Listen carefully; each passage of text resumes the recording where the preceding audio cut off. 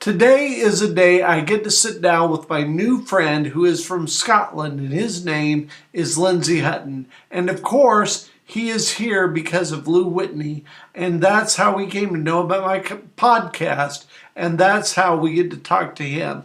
But first, we get to talk about how exciting and how interesting his life has been in the history of Scottish music. Now? Yeah. Can you hear me? Oh, that's great. Okay, good.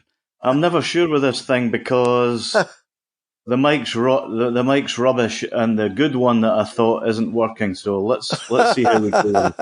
Well, so this is my first ever ringer call with my friend from Scotland, Mr. Lindsay Hutton. And so I'm so happy to have you on here, and I'm just excited to learn about you and the story of Next Big Thing. Okay, well, thanks for inviting me in the first instance on this strange Easter Monday. Yes, definitely. The Next Big Thing, well, that goes back to 1976 when I kind of started writing and following punk rock seriously, as opposed to just it became a serious thing for me. And here I am in 2020, never having progressed, never having progressed that much. Well, so just so that everybody knows, tell me the story of how you got started.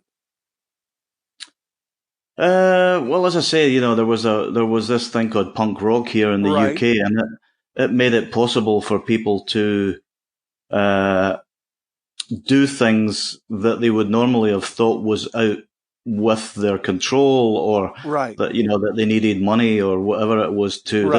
This was a grassroots thing that allowed us to make our own fanzines, to make our own records, to become involved in creating some kind of art to do with they call it a movement. It was more of a spirit thing. There's a great, you can get into the nitty gritty about it, but it was punk rock was really a spiritual thing that applied to a certain type of sound or a certain attitude or a certain look.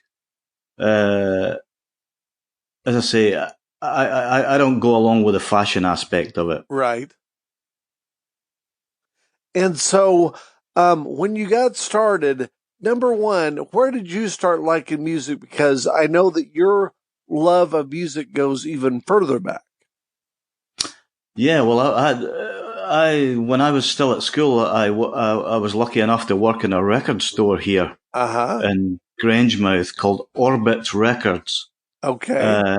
And we, in those days, when I think now about the records that went through my hands, it beggars belief, because can you imagine if I was able to stockpile that stuff? Yes, no doubt.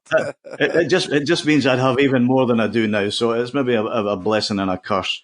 But I learned early on about. I was lucky. I got to hear everything, country, blues, rock and roll. Right. And I grew up in what I consider to be the last great teenage music thing, which was glam rock here in the UK. Okay. T-Rex was my thing. Alice Cooper, anything that was kind of off kilter. Right. And that's what led me to bands like the New York Dolls and the Stooges and the Velvet Underground, the MC5, the normal route of passage, if you like. Right. And my father was a piper. Okay. And he used to visit Canada and the USA with a pipe band. So I used to give him lists of records to go to Sam Goody's and what have you with. So he brought me back the MC5's records, and he bought back the first New York Dolls record the week that it came out. Yeah.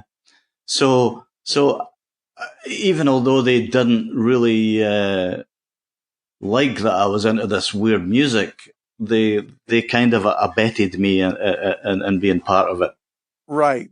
And so your dad's Scott, so in other words, bagpipe bands are traveling from the UK to the US. Is that right? Oh God, yeah. The US is mad for it. The US is mad for Scottish things because many of your your citizens there perhaps have relatives here or in Ireland, right? Or came from there. Yeah. God, yeah. I mean the tartan and bagpipes are, I understand, huge in America. Wow. And so he would take his bagpipes and go to the U.S., and that was how you got introduced to even more American music. Is that right? Well, yeah, I just gave him lists of records and hoped that he would bring me back one or two. Really? It was a leap of faith. I mean, when you consider a guy, what age would he have been? I would imagine he would have been in his 40s then. So he was going into Sam Goody's and asking for the first New York Dolls album. So I'd like to have been a fly on the wall in retrospect to see that. Definitely. That's great. And so, in other words, as I understand it, you ended up having some involvement with a very young version of Morrissey. Is that right? Yes. I was through Next Big Thing. The New York Dolls was the case in point here, because he was a huge New York Dolls fan, and we New York Dolls fans were thin on the ground then. So he used to write letters to the New Musical Express, and in one of the Next Big Things, I had a Johnny Thunders poster or some malarkey like that. So I sent him a copy of the magazine. But, Stephen Patrick Morrissey, as he was then. Right. Oh, full so name. we kind of became friends. I never ever met him in person, but we were pen pals for many years. Right. And we spoke on the landline when there was only those. But ultimately, we came to run a fan club for a band called the Cramps. I don't know if you're familiar with the Cramps. Definitely. The Cramps were probably the most important thing for me in retrospect, in as much as by running the fan club, it created an awful lot of good faith across the world. I mean, I stand by the fact that the Cramps had everything, and the amount of culture in general that would not have existed without the Cramps. You're talking on a broader scale than what the Rolling Stones did with blues or whatever it is. Cramps did, film, culture, fashion, everything. They opened up a seam that was long lost to the whole world, and it was a global thing. They never sold many records. Right. Their influence is beyond measure as far as I'm concerned. But I'm getting ahead of myself here. Morrissey was involved with the beginnings of the Cramps fan club. Okay. For maybe about 3 months or something like that in 1980. Okay. So he decided that he didn't want to do that anymore, and he started a group called the Smiths. Okay, I know. Which were kind of famous. I've heard of them. And he, the one time I might have met him, the first time the Smiths ever played Glasgow, he invited me to the show, but I didn't go because I thought they were rotten. Really? Well, I could see how if you were a punk rock fan, you would not have necessarily loved the Smiths. Yeah, I mean, in retrospect, again, hindsight and all that, I wish I had seen them, just to have seen them. Yes. And they made one or two decent records, decent sounding records later on, but it wasn't for me. I was already too old for that kind of thing. That kind of yes. That kind of student bedsit type thing connected with an audience that was at the zeitgeist at the time. I was already too long in the tooth for it. Right. And it wasn't rock and roll, Right. I think I'm right in saying that it wasn't rock and roll. Right. I would agree with that. And so, in other words, you started a zine about the Cramps. Well, I had the Next Big Thing already existed. It was founded on I don't know if you know a New York band called the Dictators. Oh yeah. Well, I'm actually friends with some of the people in that band that actually influenced our connection, which is Lou Whitney. Yeah. Well, Andy Chernoff, presumably. Well, no, Andy Chernoff, and then Scott Kempner. Yeah. Mm-hmm. Yes, definitely. Yeah. Well, strangely, I should have met Andy in Madrid last week. Really? I was supposed to go and meet Andy in Madrid last week, but because of the pandemic, right, that's not been possible. So we're going to reschedule. Definitely. And so, in other words, tell me about I'm getting so many different things that we're connected by, but I just want to hear your story about how Next Big Thing got on and what happened.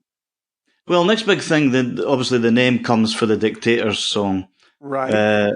On the Dictators Go Girl Crazy, which I had since it was released because the Dictators were connected to Blue Oyster Cult through their management. Okay.